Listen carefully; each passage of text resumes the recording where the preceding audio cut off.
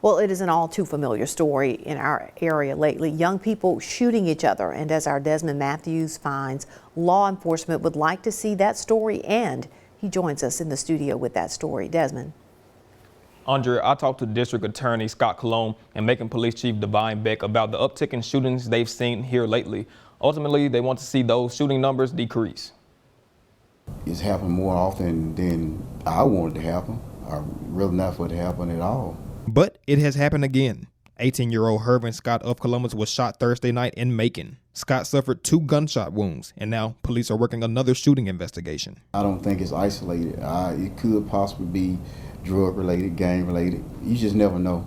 You just got to have an open mind about it, because it can be related from anything. Chief Divine Beck says they've had to deal with 3 shootings already this year. 2 of those involve juveniles. Bigger city problems are trickling down. You know, it's so much going on from city to city. Starksville, Columbus, West Point, now Macon.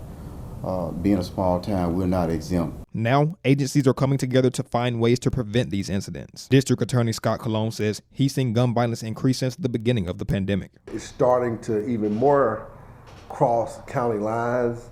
People are retaliating against each other and taking the law into their own hands, and it's only increasing the harm and trauma. Colon encourages people to let the legal system settle disputes rather than taking matters into their own hands, especially juveniles who often think they won't suffer serious consequences. If you shoot the gun, particularly if you kill somebody, you are going to be prosecuted as an adult and you're going to go to prison. Beck and Colon want to see communities do their part to limit youth gun violence, but they say ultimately it starts at home. The parents are going to have to step up, and they're going to have to be more aware of who their children are around and what their children have access to. Hold the parents accountable, because these kids are getting younger and younger with guns.